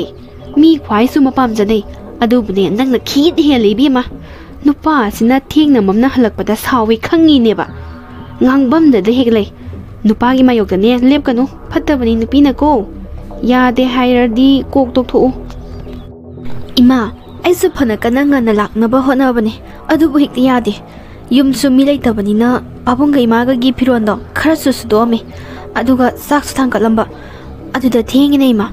ꯑꯩꯗꯣ ꯇꯥꯃꯣꯅ ꯆꯩꯅꯤꯕꯨꯗꯤ ꯈꯪꯉꯤ ꯑꯗꯣ ꯌꯥꯗꯕꯒꯤ ꯇꯧꯕꯅꯤ ꯏꯃꯥ ꯍꯦ ꯅꯪꯒꯤ ꯊꯕꯛꯇꯨꯅ ꯂꯨꯕ꯭ꯔꯥ ꯍꯥ ꯅꯪꯒꯤ ꯊꯕꯛꯇꯨꯅ ꯂꯨꯕ꯭ꯔꯥꯕ ꯅꯋꯥꯅ ꯌꯥꯗꯦ ꯍꯥꯏꯔꯗꯤ ꯀꯣꯛꯇꯧꯕ ꯀꯩꯗꯧꯒꯦꯅꯦ ꯍꯦ ꯅꯋꯥꯅ ꯍꯥꯏꯕ ꯏꯟꯗ꯭ꯔꯗꯤꯅꯦ ꯁꯦ ꯅꯅꯝꯗꯣ ꯅꯥꯒꯦꯗꯅꯤ ꯏꯕꯦꯝꯃ ꯇꯧꯅꯨ ꯅꯨꯄꯥꯒꯤ ꯃꯈꯥꯗ ꯂꯩꯔꯒꯅꯦ ꯑꯗꯨꯒꯨꯝꯕ ꯂꯤꯆꯠ ꯁꯥꯖꯠꯇꯣ ꯇꯧꯒꯅꯨ ꯏꯃꯥ ꯇꯉꯥꯏ ꯐꯗ꯭ꯔꯕꯗꯤ ꯊꯦꯡꯕꯗ ꯀꯔꯤ ꯀꯥꯏꯕꯒꯦ ꯑꯩꯅ ꯇꯧꯔꯤꯕꯁꯦ ꯇꯧꯅꯤꯡꯗꯨꯅ ꯇꯧꯔꯤꯕ꯭ꯔꯣ ꯃꯐꯝ ꯃꯇꯝꯒꯤ ꯃꯇꯨꯡ ꯏꯟꯅ ꯊꯦꯡꯕꯅꯤ ꯏꯃꯥ ꯇꯥꯃꯣꯅ ꯍꯥꯏꯕ ꯈꯨꯗꯤꯡ ꯂꯣꯏꯅꯃꯛ ꯌꯥꯒꯗꯕꯅꯤ ꯁꯣꯏꯕ ꯑꯝꯇ ꯌꯥꯔꯣꯏ ꯍꯥꯏꯕꯗꯨꯗꯤ ꯏꯃꯥ ꯑꯩꯗꯤ ꯌꯥꯝ ꯌꯥꯅꯤꯡꯗꯦ ꯍꯟꯇꯣꯛ ꯍꯟꯖꯤꯟꯁꯨ ꯈꯔ ꯌꯥꯅꯒꯗꯕꯅꯤ ꯀꯗꯥꯏꯗꯒꯤ ꯇꯥꯃꯣꯅ ꯉꯥꯡꯕ ꯈꯨꯗꯤꯡ ꯂꯣꯏꯅꯃꯛ ꯇꯧꯒꯗꯕꯅꯤ ꯍꯥꯏꯕꯗꯨꯗꯤ ꯏꯃꯥ ꯂꯥꯟꯗ꯭ꯔꯣ ꯁꯤꯕꯨ ꯑꯩꯅ ꯊꯦꯡꯒꯦ ꯌꯥꯎꯅ ꯊꯦꯡꯉꯤꯕ꯭ꯔꯣ ꯏꯃꯥ ꯏꯄꯥꯗꯣ ꯑꯩꯁꯨ ꯅꯨꯡꯁꯤꯈ꯭ꯔꯕꯖꯥꯠꯅꯤ ꯑꯗꯣ ꯃꯁꯥ ꯉꯝꯃꯕꯗꯤ ꯐꯕ ꯃꯁꯥꯁꯨ ꯉꯝꯗꯅ ꯂꯩꯔꯤꯕ ꯌꯨꯝꯒꯤ ꯊꯕꯛ ꯏꯪꯈꯥꯡ ꯈꯔ ꯇꯧꯕꯗ ꯊꯦꯡꯈꯤꯕꯁꯤꯕꯨ ꯏꯃꯥ ꯀꯔꯤ ꯀꯥꯏꯒꯦ ꯁꯤꯕꯣ ꯑꯩꯅ ꯀꯣꯏꯗꯅ ꯂꯥꯡꯗꯅ ꯂꯩꯊꯣꯛꯎꯕ꯭ꯔꯣ ꯁꯤꯕꯣ ꯅꯃꯥ ꯅꯄꯥꯗꯣ ꯌꯥꯝꯅ ꯅꯨꯡꯁꯤꯔꯒꯅ ꯅꯄꯥꯝꯗ ꯀꯣꯛ ꯂꯩꯈ꯭ꯔꯣꯗꯅ ꯑꯗꯨꯅ ꯐꯠꯇ꯭ꯔꯣ ꯑꯗꯨ ꯑꯣꯏꯔꯗꯤ ꯅꯃꯥ ꯅꯄꯥꯒꯤ ꯁꯦꯕꯥꯗꯣ ꯃꯅꯤꯡꯇꯝꯅ ꯇꯧꯕ ꯌꯥꯔꯦꯗꯅ ꯏꯕꯦꯝꯃ ꯅꯨꯄꯥꯒꯤꯅꯦ ꯃꯈꯥꯗ ꯂꯩꯅꯤꯡꯗ꯭ꯔꯗꯤ ꯅꯄꯥꯝꯗ ꯂꯩꯈ꯭ꯔꯣ ꯅꯄꯥꯝꯗ ꯅꯨꯡꯉꯥꯏꯅ ꯂꯩꯈ꯭ꯔꯣ ꯃꯁꯤꯗꯤꯅꯦ ꯅꯨꯄꯤ ꯑꯣꯏꯕꯤꯒꯤ ꯃꯁꯛꯅꯤ ꯑꯩꯈꯣꯏꯁꯨꯅꯦ ꯅꯣꯏ ꯄꯥꯎꯡꯒꯤ ꯃꯈꯥꯗ ꯂꯩꯔꯤꯁꯦ ꯈꯪꯉꯦꯗꯅ ꯏꯃꯥ ꯌꯨꯝꯗꯨꯗ ꯏꯕꯨꯡ ꯅꯠꯇ꯭ꯔꯒ ꯏꯄ꯭ꯋꯥ ꯑꯃ ꯂꯩꯔꯝ ꯇꯥꯔꯒꯗꯤ ꯑꯩꯅ ꯌꯥꯝꯅ ꯋꯥꯁꯜꯂꯤꯁꯦ ꯁꯨꯃꯥꯏꯅ ꯀꯩꯁꯨ ꯋꯥꯔꯝꯃꯣꯏꯌꯦ ꯃꯈꯣꯏꯅ ꯊꯣꯛꯄ ꯏꯃꯥ ꯏꯄꯥꯗꯣ ꯂꯣꯏꯅꯃꯛ ꯍꯣꯠꯅꯔꯝꯒꯗꯕꯅꯤ ꯑꯗꯨꯕꯨ ꯏꯃꯥꯒꯤꯗꯤ ꯃꯆꯥꯁꯦ ꯑꯩ ꯈꯛꯇꯅꯤ ꯑꯩꯅ ꯏꯃꯥ ꯏꯄꯥ ꯌꯦꯡꯁꯤꯟꯗꯅ ꯀꯅꯥꯅ ꯌꯦꯡꯁꯤꯟꯗꯣꯏꯅꯣ ꯏꯃꯥ ꯁꯤꯗꯤ ꯃꯐꯝ ꯃꯇꯝꯒꯤ ꯃꯇꯨꯡ ꯏꯟꯅ ꯑꯩꯅ ꯇꯧꯕꯅꯦ ꯏꯕꯨꯡ ꯏꯄꯥꯗꯣ ꯂꯩꯔꯝꯃꯒ ꯑꯩꯅ ꯀꯩꯗꯧꯕꯒꯤ ꯆꯠꯇꯣꯏꯅꯣ ꯁꯨꯃꯥꯏꯅ ꯑꯗꯨ ꯑꯣꯏꯔꯒꯅ ꯀꯩꯗꯧꯕꯒꯤ ꯅꯌꯨꯝꯗꯣ ꯄꯥꯜꯂꯛꯏꯅꯣ ꯄꯥꯟꯗ꯭ꯔꯁꯨ ꯀꯣꯛ ꯇꯣꯛꯄ ꯌꯥꯗ꯭ꯔꯣ ꯅꯃꯥ ꯅꯄꯥꯒꯤ ꯁꯦꯕꯥ ꯃꯇꯣꯝꯂꯣꯝꯅ ꯇꯧꯅꯕ ꯏꯕꯦꯝꯃ ꯌꯨꯝ ꯄꯥꯟꯕ ꯉꯝꯂꯣꯏꯗꯕ ꯑꯣꯏꯔꯗꯤ ꯄꯥꯟꯗꯕꯅ ꯐꯩꯀꯣ ꯌꯨꯝ ꯄꯥꯟꯕ ꯍꯥꯏꯕꯁꯤꯗꯤꯅꯦ ꯅꯨꯄꯥꯒꯤ ꯃꯈꯥꯗ ꯂꯩꯒꯗꯕ ꯅꯨꯄꯥꯅ ꯌꯥꯗ꯭ꯔꯗꯤꯅꯦ ꯀꯩꯝꯇ ꯇꯧꯕ ꯌꯥꯗꯦ ꯈꯪꯉꯦꯗꯅ ꯏꯕꯦꯝꯃ ꯀꯥꯏꯅꯅꯤꯡꯗ꯭ꯔꯗꯤꯅꯦ ꯅꯪꯒꯤ ꯅꯨꯄꯥꯅ ꯍꯥꯏꯕꯁꯤꯡꯗꯣ ꯏꯜꯂꯨ ꯈꯪꯉꯕ ꯑꯩꯅꯦ ꯅꯥꯀꯣꯡꯁꯦ ꯌꯥꯝ ꯁꯥꯏ ꯅꯣꯏ ꯑꯅꯤ ꯈꯟꯅꯔꯒ ꯈꯪꯉꯦꯗꯅ ꯅꯨꯄꯥ ꯑꯁꯦ ꯃꯆꯤꯟ ꯐꯠꯇꯦ ꯑꯁꯦ ꯅꯪꯁꯨ ꯈꯪꯉꯤ ꯅꯠꯇ꯭ꯔꯣ ꯇꯧꯅꯨ ꯑꯃꯝ ꯑꯊꯦꯡꯗꯅꯦ ꯌꯥꯝꯅ ꯍꯜꯂꯛꯅꯤꯡꯒꯅꯨ ꯃꯧꯅꯅꯦ ꯑꯃꯝ ꯑꯊꯦꯡꯅ ꯍꯜꯂꯛꯄꯁꯦ ꯂꯩꯀꯥꯏ ꯑꯁꯤꯅ ꯉꯥꯡꯅꯩꯅꯦꯍꯦ ꯆꯥꯛꯇꯣ ꯂꯣꯏꯁꯜꯂꯣ ꯏꯃꯨꯡꯁꯤꯗ ꯂꯩꯔꯤꯕ ꯃꯤꯄꯨꯝ ꯈꯨꯗꯤꯡꯃꯛ ꯃꯤꯅꯨꯡꯁꯤ ꯍꯥꯏꯕꯗꯣ ꯌꯥꯝꯅ ꯋꯥꯠꯄꯖꯥꯠꯅꯤ ꯏꯕꯦꯝꯃ ꯅꯪꯉꯣꯟꯗꯗꯤ ꯁꯪꯉꯤꯕ ꯃꯈꯩ ꯄꯛꯄꯛꯇ ꯄꯛꯆꯔꯦ ꯍꯥꯏꯇꯥꯔꯦ ꯀꯩꯅꯣ ꯑꯗꯥꯝ ꯐꯖꯕꯗꯨꯕꯣ ꯀꯨꯆꯨꯅꯒ ꯉꯧꯕꯅꯦ ꯏꯕꯦꯝꯃ ꯄꯪꯐꯗ ꯐꯖꯩ ꯁꯤ ꯂꯧꯔꯣ ꯀꯩꯗꯧꯔꯒꯦ ꯆꯅꯤꯒꯤ 3 ꯇꯧꯊꯣꯛꯑꯒꯦ ꯑꯦꯕꯣꯟꯅꯦ ꯏꯕꯦꯝꯃ ꯀꯣꯛꯇꯕꯅꯤ ꯌꯦꯡꯉꯣ ꯊꯥꯖꯗ꯭ꯔꯒ ꯀꯨꯏꯅ ꯆꯠꯄꯅꯦ ꯍꯥꯏꯕ ꯍꯣ ꯄꯥꯝꯕꯕꯨꯗꯤ ꯂꯣꯏ ꯄꯥꯝꯃꯦ ꯄꯩꯁꯥꯗꯣ ꯑꯩꯅ ꯄꯨꯊꯣꯛꯇꯧ ꯅꯠꯇꯕ ꯑꯗꯨꯒꯤꯅꯦꯕ ꯑꯩꯈꯣꯏ ꯃꯥꯅ ꯄꯨꯊꯣꯛꯇꯣꯏꯅꯦ ꯑꯩꯈꯣꯏ ꯃꯥꯅ ꯍꯣꯔꯦꯟ ꯄꯩꯁꯥꯗꯣ ꯄꯨꯊꯣꯛꯎ ꯌꯥꯗ꯭ꯔꯗꯤ ꯅꯪ ꯁꯣꯠꯀꯦꯁꯨ ꯌꯥꯔꯣꯏꯅꯦ ꯆꯠꯂꯍꯦ ꯅꯣꯏ ꯅꯃꯥꯗꯣ ꯄꯩꯁꯥ ꯌꯥꯝ ꯄꯥꯏꯕꯅꯤ ꯏꯕꯦꯝꯃ ꯅꯪꯅꯕꯨ ꯄꯥꯝꯃꯦꯗꯕꯨ ꯍꯥꯏꯔꯗꯤꯅꯦ ꯑꯗꯨꯝ ꯄꯨꯊꯣꯔꯛꯀꯅꯤ ꯈꯪꯉꯕ ꯑꯗꯨꯒꯤꯗꯤ ꯀꯩꯝ ꯈꯜꯂꯨꯅꯨ ꯑꯗꯣ ꯅꯣꯏꯒꯤ ꯃꯧꯗꯣ ꯂꯩꯇ꯭ꯔꯣ ꯅꯣꯏꯒꯤ ꯃꯧꯒ ꯅꯪꯒꯒꯤ ꯇꯨꯝꯕꯗ ꯂꯤꯠꯅꯕ ꯇꯤ ꯁꯥꯔꯠ ꯈꯔ ꯂꯧꯍꯧ ꯀꯩꯅꯣ 500ꯒꯤ 2 ꯇꯧꯊꯣꯛꯑꯝꯒꯦ ꯀꯩꯗꯧꯔꯒꯦ 350 ꯄꯤꯕꯅꯤ ꯏꯕꯦꯝꯃ ꯗꯨꯀꯥꯟꯗꯗꯤ ꯈꯪꯉꯕ ꯄꯤꯌꯣꯔ ꯀꯇꯟꯅꯦ ꯍꯥꯏꯕ ꯄꯩꯁꯥ ꯄꯤꯒꯗꯕ ꯃꯤꯗꯣ ꯊꯣꯛꯂꯛꯑꯦ ꯅꯪ ꯑꯣꯏꯅ ꯉꯥꯡꯅꯧ ꯑꯩꯅ ꯍꯥꯏꯔꯗꯤꯅꯦ ꯁꯨꯡꯌꯥ ꯌꯥꯔꯔꯣꯏ ꯍꯥꯏꯕ ꯇꯤ ꯁꯥꯔꯠꯇꯨꯁꯨ ꯄꯥꯝꯃꯦ ꯕꯦꯕꯤ ꯄꯤꯡꯁꯤꯒ ꯒ꯭ꯔꯦ ꯀꯂꯔꯁꯤꯒ ꯑꯗꯣ ꯄꯩꯁꯥ ꯉꯥꯡꯅꯕ ꯌꯥꯝ ꯋꯥꯏ ꯍꯥꯏꯕ ꯑꯩꯈꯣꯏ ꯃꯥꯁꯦ ꯅꯝꯇ ꯉꯥꯡꯅꯧ ꯌꯥꯕ꯭ꯔꯥ ꯌꯦꯡꯉꯣ ꯌꯥꯔꯗꯤ ꯂꯧꯍꯧꯔꯦ ꯌꯥꯗ꯭ꯔꯒ ꯇꯣꯛꯑꯦ ꯏꯇꯩꯃ ꯐꯤ ꯌꯦꯡꯁꯤ ꯂꯥꯎꯗꯅ ꯅꯃꯪ ꯅꯨꯄꯤꯒ ꯅꯆꯥꯅꯨꯄꯤꯒꯒꯤ ꯇꯤ ꯁꯥꯔꯠꯁꯦ ꯑꯃꯃꯝꯇ ꯑꯣꯏꯁꯨ ꯂꯧꯍꯧ ꯂꯥꯛꯑꯣꯕ ꯌꯦꯡꯉꯨ ꯂꯥꯎꯅꯦ ꯐꯖꯕꯅꯦ ꯍꯦ ꯃꯧ ꯇꯥꯛꯈꯤꯅꯤ ꯇꯞꯅ ꯉꯥꯡꯉꯨꯅꯦ ꯅꯪꯕꯣ ꯀꯩꯅꯣ ꯍꯥꯏꯁꯤꯕꯣ ꯃꯧ ꯇꯥꯔꯒ ꯀꯔꯤ ꯇꯧꯔꯒꯦ ꯅꯃꯪ ꯅꯨꯄꯤꯒ ꯅꯆꯥꯅꯨꯄꯤꯒꯒꯤ ꯑꯃꯃꯝ ꯂꯧꯍꯧꯔꯣ ꯍꯥꯏꯕ ꯀꯔꯤꯅꯣ ꯃꯧꯒꯤꯕꯨ ꯑꯩꯅ ꯂꯩꯒꯗ꯭ꯔꯣ ꯑꯩꯒꯤꯗꯤ ꯏꯆꯥꯅꯨꯄꯤꯒꯤ ꯂꯩꯔꯒ ꯂꯣꯏꯔꯦ ꯃꯁꯥꯒꯤꯗꯤ ꯃꯁꯥ ꯃꯥꯏ ꯂꯩꯖꯅꯤ ꯂꯥꯡꯒꯅꯨ ꯑꯩꯁꯦ ꯄꯩꯁꯥ ꯌꯥꯝ ꯂꯩꯕꯒ ꯃꯥꯟꯈꯤꯅꯤ ꯃꯣꯏ ꯃꯃꯥꯡꯗꯅꯦ ꯂꯩꯇꯕꯅꯤ ꯁꯥꯔꯤꯁꯦ ꯈꯪꯉꯤꯗꯅ ꯐꯨꯔꯤꯠꯇꯣ 2 ꯑꯗꯨꯝ ꯄꯤꯔꯛꯑꯣ ꯏꯆꯥꯅꯨꯄꯤꯒꯤ ꯑꯣꯏꯍꯟꯒꯦ ꯏꯕꯨꯡꯉꯣ ꯃꯧꯅꯅꯦ ꯐꯨꯔꯤꯠ ꯂꯧꯍꯧꯕ꯭ꯔꯥ ꯍꯪꯉꯗꯤ ꯂꯧꯍꯧꯗꯦꯅ ꯈꯨꯝꯃꯨꯀꯣ ꯂꯧꯗꯕ ꯁꯥꯗꯣꯏꯅꯦꯕ ꯃꯥꯏ ꯃꯃꯥꯡꯗꯗꯤ ꯍꯩꯃꯥ ꯃꯑꯣꯡ ꯑꯃꯅꯤꯅ ꯁꯤꯗꯤ ꯍꯥꯏꯒꯦ Ima nangse nabuksil adok yamna piyamgani haibadi ai nongmata khaludi isanupigi furit leibada ai gisu nungaitaba tawgadaba leite ai takhini ukhini haibagi lona thupna tawribado ai su loinamak khangbajani tamo su mangaire nakhoidi amatane aduga aisina yumsida mito aise mito ne haidana kari mata khangal uhan loi haibadudi ai am nungaite yumsida laiminariba ima isanupi pabung makhoidi dokro aigi hek ipuroibana phawba aibu atopa sagai da ilakpani mitopni haibagi wakhaldo ai am nungaite matam punamakta aibu mitopni haibagi midyeng amadi adumak yengbi mase yam nungaite aina yum palaibasibu asigumba mayamse khangnabagira makhoigi furit phiro leiba phawba aina khangki ukini haibagi damak lona thupna tawrabani ko ima nangse nabuk seldi onthokna pikhreda ko Isase yam nuai kidre suru honba yadene he aina thadoida pau hai ko haibadubu nangbu hai krabo moi pau ngahak tangdi khangbiyo kidobage yam warabo nangbo najanupido laani aina pau hai krabani ai poche yom siluke doctor chatnaba tawse laani Khangbagi pangaldi khara makai leiri male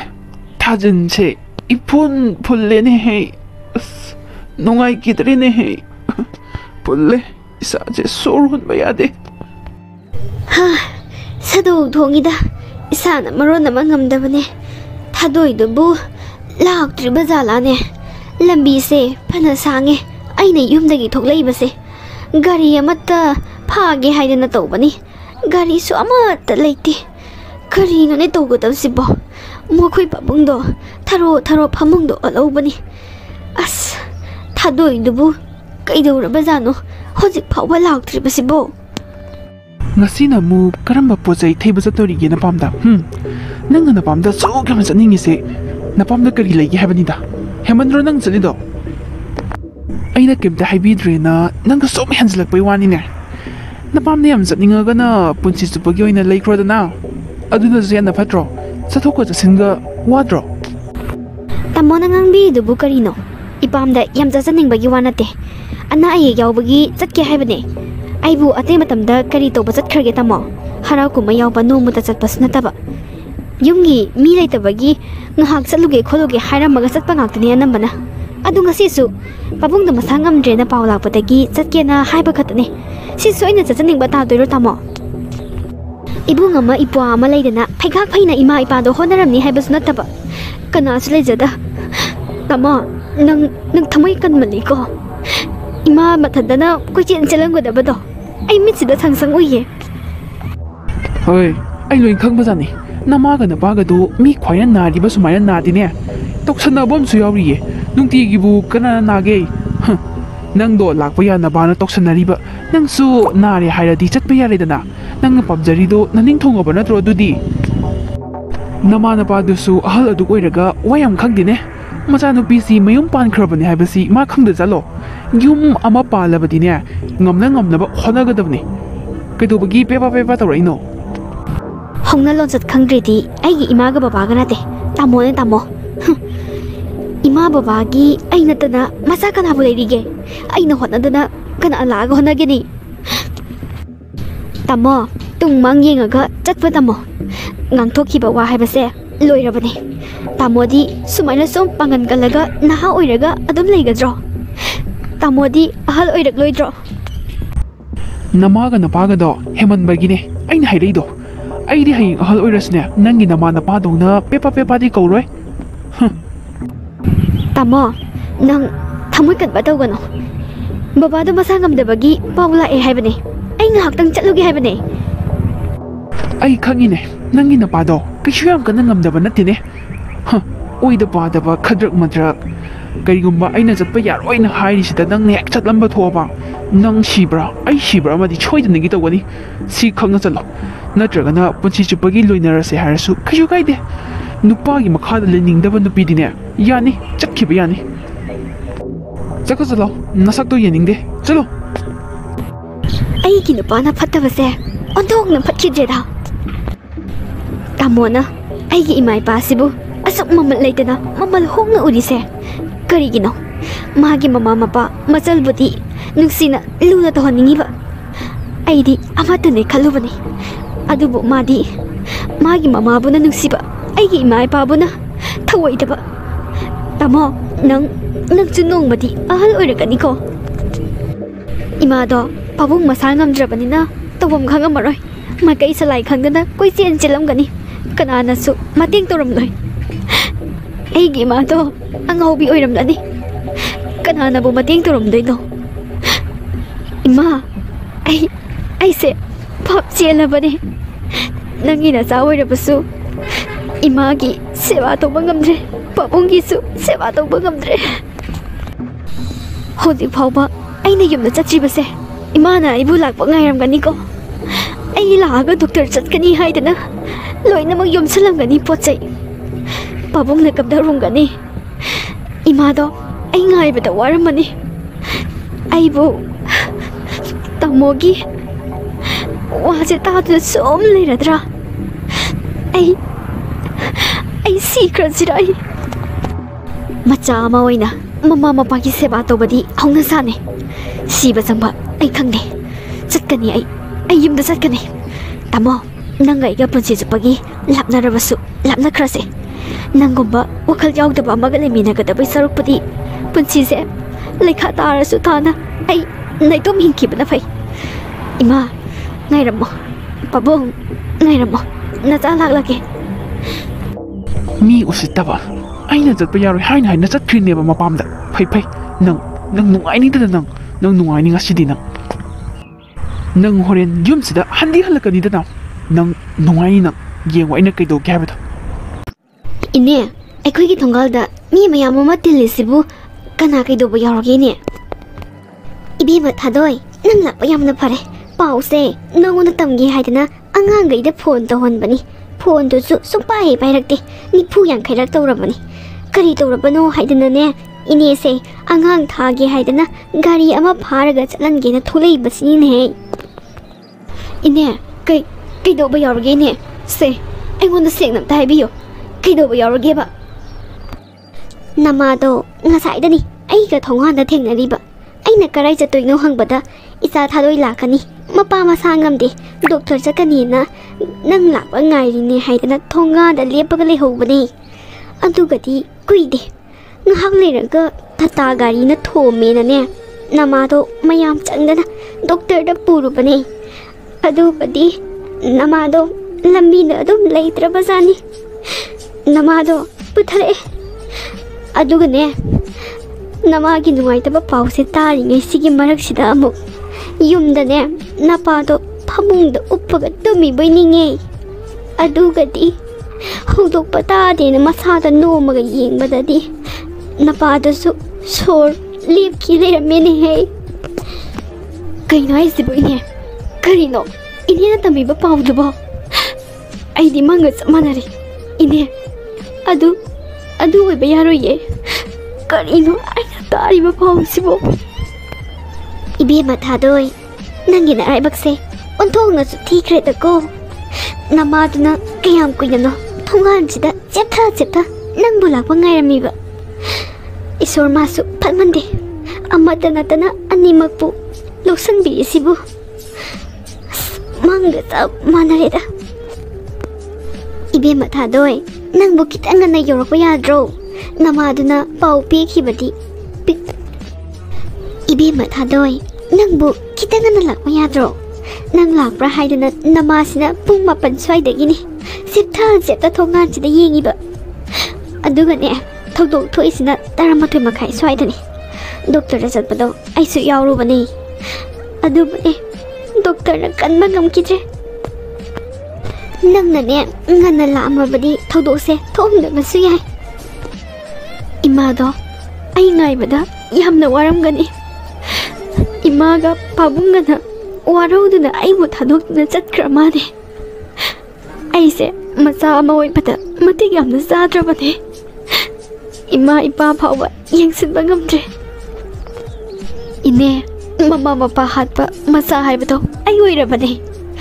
ꯑꯩꯁꯦ ꯄꯥꯞ ꯆꯦꯜꯂꯕꯤꯅꯤ ꯏꯃꯥ ꯏꯄꯥꯗꯣ ꯎꯅꯕꯁꯨ ꯐꯪꯍꯧꯗꯦ ꯑꯩ ꯌꯥꯝ ꯅꯤꯡꯉꯝꯃꯛꯇ꯭ꯔꯦꯗ ꯄꯥꯕꯨꯡꯅ ꯋꯥꯔꯝꯒꯗꯕ ꯏꯃꯥꯅ ꯑꯩꯕꯨ ꯉꯥꯏꯔꯝꯒꯗꯕꯗꯣ ꯑꯩ ꯍꯥꯏꯐꯝ ꯈꯪꯗ꯭ꯔꯦ ꯌꯥꯝꯅ ꯋꯥꯏꯌꯦ ꯍꯣꯏ ꯅꯃꯥ ꯅꯄꯥ ꯁꯤꯔꯒ ꯑꯩꯉꯣꯟꯗ ꯇꯥꯏꯅꯔꯤꯗꯣ ꯀꯩꯒꯤꯅꯣ ꯁꯣꯔꯥꯠꯇꯨꯗ ꯅꯠꯇ꯭ꯔꯣ ꯑꯩꯅ 10,000 ꯉꯧꯔꯣꯛ ꯉꯧꯅ ꯄꯨꯊꯣꯛꯏꯗꯣ ꯅꯠꯇꯦꯅꯦ ꯀꯅꯥ ꯂꯥꯛꯑꯒ ꯄꯨꯊꯣꯛꯄꯤꯒꯦꯕ ꯑꯩ ꯅꯠꯇꯅ ꯀꯅꯥꯝ ꯂꯩꯇꯕꯅꯤ ꯀꯣ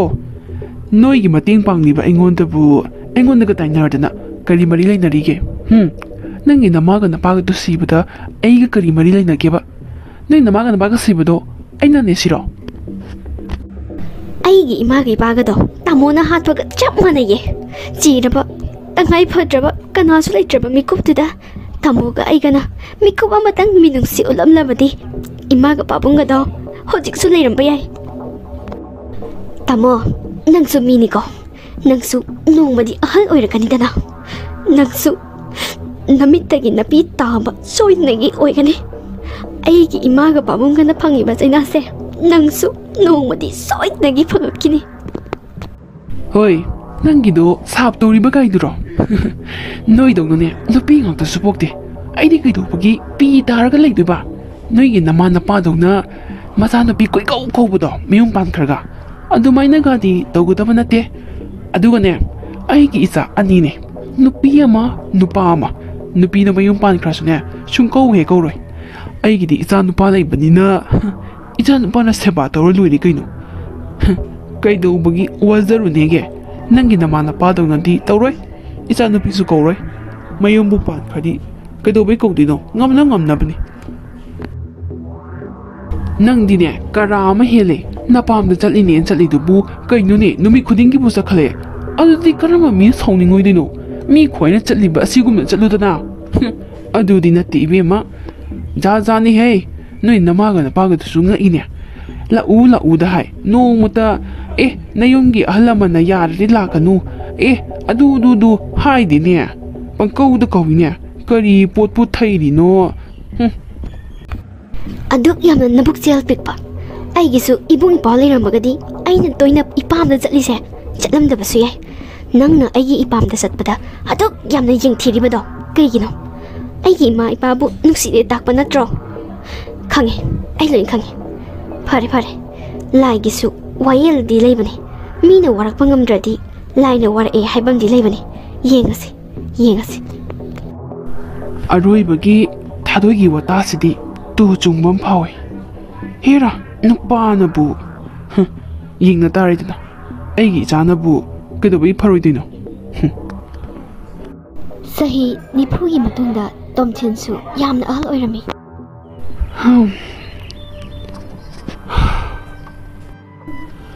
ꯊꯥꯗꯣꯏ ꯅꯆꯥꯅꯨꯄꯥꯗꯨꯕꯨ ꯗꯦꯜꯂꯤꯗꯒꯤ ꯊꯣꯛꯂꯛꯈꯤꯔꯣꯏ ꯍꯥꯏꯕ꯭ꯔꯣ ꯅꯠꯇꯦ ꯃꯥꯅ ꯏꯃꯧ ꯅꯨꯄꯤ ꯄꯨꯔꯒ ꯆꯠꯂꯤꯗꯨꯕు ꯀꯔꯤꯒꯤꯅꯣ ꯏꯃꯨꯡꯁꯤꯗ ꯃꯤ ꯂꯩꯇꯦ ꯍꯥꯏꯕ ꯃꯥ ꯈꯪꯉꯤꯕ ꯅꯠꯇ꯭ꯔꯣ ꯀꯔꯤꯒꯤꯅꯣ ꯃꯥꯅ ꯃꯊꯟꯇ ꯆꯠꯈꯤꯗꯤ ꯂꯩꯇꯗꯅ ꯏꯃꯧ ꯅꯨꯄꯤꯗꯣ ꯑꯃꯨꯛ ꯄꯨꯔꯤꯗꯨꯕꯣ ꯏꯆꯥ ꯅꯨꯄꯥꯗꯨꯗꯤ ꯊꯣꯛꯂꯛꯄ ꯌꯥꯈꯤꯔꯣꯏ ꯃꯥꯒꯤ ꯇ꯭ꯔꯦꯅꯤꯡꯗꯣ ꯂꯣꯏꯗ꯭ꯔꯤ ꯐꯥꯎꯕꯗꯤ ꯑꯥꯗ ꯑꯗꯨꯝ ꯂꯩꯅꯤꯅ ꯍꯥꯏꯔꯝꯕꯅꯤ ꯑꯩꯉꯣꯟꯗ ꯏꯃꯧ ꯅꯨꯄꯤꯗꯨꯁꯨ ꯂꯨꯍꯣꯡꯕ ꯀꯨꯏꯗ꯭ꯔꯤꯕꯅꯤꯅ ꯆꯠꯆꯔꯁꯅꯨ ꯄꯨꯟꯅ ꯂꯩꯕꯅ ꯐꯩ 이몽시다 아손 아나 이만이 컵 탐험마가 ጨ방가 미두부 그런바 와클노네 모이버 이사 누비 하이리 간다하나 모용 반토크래 가리노네 떠오르시보 이사 복다바가 짜 백만이다 마나 트레이닝 ꯆꯠꯈ꯭ꯔꯕꯁꯨ 이몽 누비두디 탐험바 야ꯕꯅꯤ ꯀꯨꯏꯔꯦ ꯌꯦꯠ ꯊꯪꯕꯒꯤ ꯈꯣꯡꯁꯤꯅ ꯅꯥꯀꯟ ꯅꯥꯝ ꯑꯃ ꯆꯤꯡꯉꯒ ꯆꯠꯄ ꯉꯝꯃꯛꯇ꯭ꯔꯤꯁꯦ ꯆꯠꯄ ꯉꯝꯗ꯭ꯔꯕꯅꯤꯅꯅꯦ ꯑꯗꯨꯝ ꯐꯝꯃꯒ ꯂꯩꯔꯦ ꯏꯁꯥꯁꯤꯁꯨ ꯅꯝꯊꯤꯕꯅ ꯑꯃꯨꯛ ꯇꯣꯏꯕ ꯗꯣꯛꯇꯔꯗ ꯄꯨꯕꯤꯅꯕꯁꯨ ꯂꯩꯇꯦ ꯏꯔꯨꯖꯕꯤꯅꯕ ꯃꯤꯁꯨ ꯂꯩꯇꯦ ꯊꯥꯗꯣꯏ ꯅꯪꯕꯨ ꯉꯝꯒꯗ꯭ꯔꯣ ꯑꯩꯕꯨ ꯋꯥꯁꯔꯨꯝ ꯐꯥꯎꯕꯗꯪ ꯊꯥꯡꯖꯟꯕꯤꯌꯨꯗꯅ ꯑꯩ ꯏꯁꯥꯁꯦ ꯑꯃꯨꯛꯇ ꯏꯔꯨꯖꯊꯣꯛꯈꯤꯕ ꯑꯁ ꯀꯗꯥꯏꯗꯒꯤꯅꯣꯗ ꯃꯣꯏ ꯄꯥꯎ ꯁꯤꯔꯤꯗ ꯀꯨꯝꯊꯕꯗ ꯈꯣꯡꯁꯦ ꯂꯩꯊꯦꯛꯇꯅ ꯊꯥꯡꯉꯒ ꯆꯠꯄ ꯌꯥꯗꯕꯗꯣ ꯉꯁꯤ 5ꯅꯤꯗ ꯉꯥꯏꯔꯤ ꯈꯣꯡꯁꯦ ꯀꯥꯕꯛ ꯊꯥꯡꯕ ꯌꯥꯗ ꯉꯥꯏꯔꯤ ꯍꯥꯏꯕ ꯑꯗꯨꯛ ꯂꯨꯝꯈ꯭ꯔꯕ ꯃꯣꯏ ꯄꯥꯡꯕꯨ ꯑꯩꯅ ꯀꯃꯥꯏꯅ ꯊꯥꯡꯉꯒ ꯄꯨꯁꯟꯗꯣꯏꯅꯣ ꯑꯣꯟꯊꯣꯛꯄ ꯃꯣꯏ ꯄꯥꯡ ꯈꯔꯁꯨ ꯈꯥꯡꯉꯣ ꯀꯩꯗꯧꯒꯦ ꯃꯥꯏꯅ ꯂꯨꯖꯆꯅꯤ ꯅꯣꯡꯃ ꯑꯃ ꯂꯥꯛꯑꯒ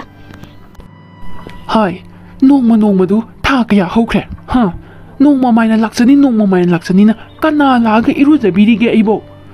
ꯊꯥ ꯀꯌꯥꯅꯣ ꯑꯩꯅ इरुजरꯛꯇ꯭ꯔꯤꯁꯦ ꯊꯥ 6ꯇꯤ ꯍꯦꯜꯂꯝꯃꯅꯤ ꯅꯝꯊꯤꯕꯗ ꯈꯥꯡꯕ ꯉꯝꯗ꯭ꯔꯦꯅꯦꯍꯦ ꯏꯊꯟꯇ ꯆꯤꯡꯂꯤꯕ ꯈꯣꯡꯁꯤꯗꯁꯨ ꯂꯥꯌꯦꯡꯕꯤꯅꯕ ꯀꯅꯥꯁꯨ ꯂꯩꯇꯦ ꯑꯩꯒꯤ ꯏꯆꯥꯅꯨꯄꯥꯅ ꯑꯥꯗ ꯂꯩꯈ꯭ꯔꯕꯁꯨꯅꯦ ꯏꯆꯥꯅꯨꯄꯤ ꯑꯃ ꯂꯩꯔꯤꯕꯗꯣ ꯅꯣꯡꯃꯇꯁꯨ ꯂꯥꯛꯑꯒ ꯄꯥꯕꯨꯡ ꯀꯃꯥꯏꯅ ꯇꯧꯕꯅꯣ ꯅꯪꯒꯤ ꯈꯣꯡꯗꯣ ꯍꯥꯏꯗꯅ ꯍꯪꯉꯨꯗꯅ ꯍꯪꯗꯦ ꯊꯃꯣꯏ ꯌꯥꯝ ꯀꯟꯈ꯭ꯔꯕꯖꯥꯠꯅꯤ ꯏꯆꯥꯅꯤ ꯍꯥꯏꯗꯤ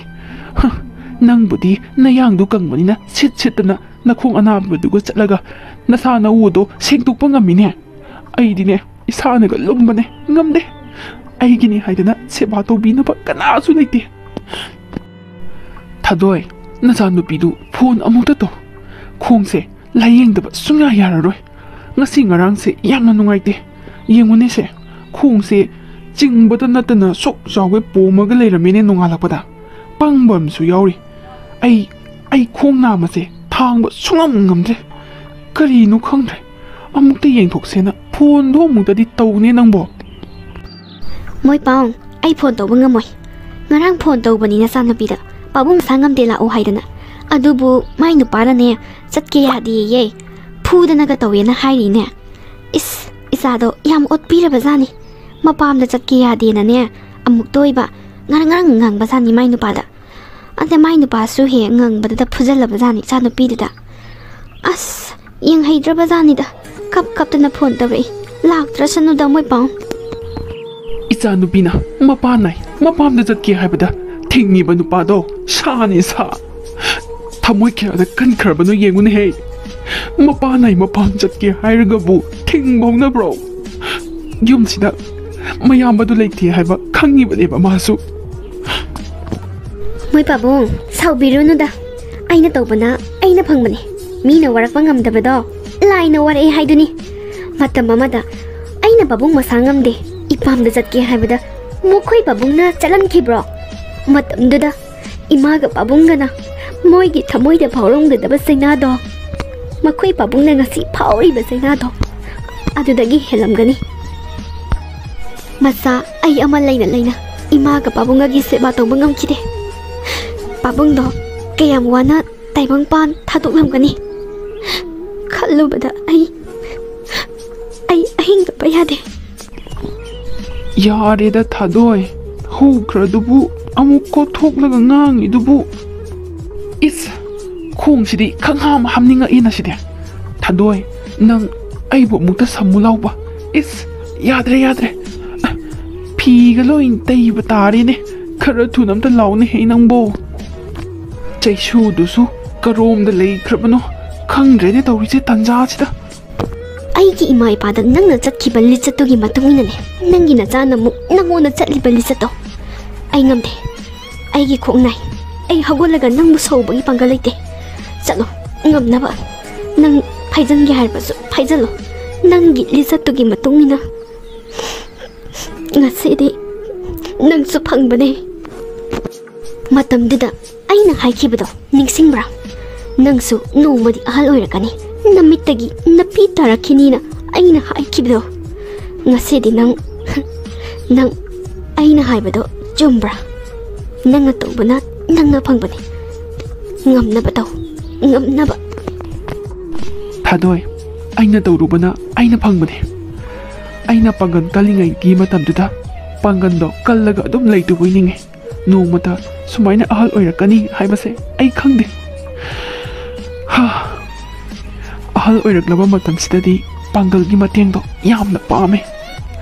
matamduda aina imaga pabunga da ngangkiba chaikiba mayamdo makoigi thamoida phawrongdaba chaina ado aigi wahi singdugi ai ngasidi khangba ngamme thadoi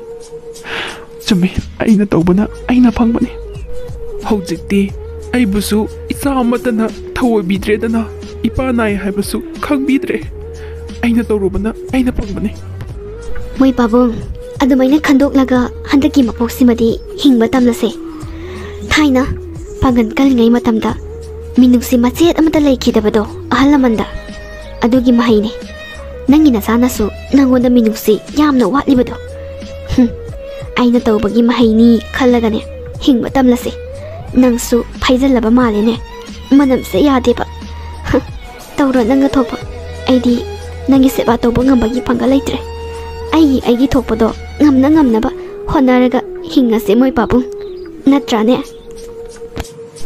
ꯑꯣꯟꯊꯣꯛꯅ ꯅꯤꯡꯉꯝꯂꯛꯇ꯭ꯔꯦꯗ ꯃꯤꯅꯨꯡꯁꯤ ꯃꯆꯦꯠ ꯑꯃꯠꯇ ꯎꯠꯈꯤꯗ꯭ꯔꯕ ꯏꯃꯥꯒ ꯄꯥꯕꯨꯡꯒꯗꯣ ꯃꯊꯃꯣꯏꯗ ꯑꯩꯒꯤ ꯑꯁꯤꯒꯨꯝꯅ ꯇꯨꯃꯤꯟ ꯀꯞꯂꯝꯒꯅꯤꯀꯣ ꯃꯌꯥꯝ ꯆꯨꯝꯃꯤ ꯆꯨꯝꯗꯦ ꯍꯥꯏꯕꯗꯨ ꯀꯃꯦꯟꯇ ꯑꯗꯣꯝꯒꯤ ꯃꯣꯠ ꯐꯣꯡꯗꯣꯛꯄꯤꯔꯝꯃꯣ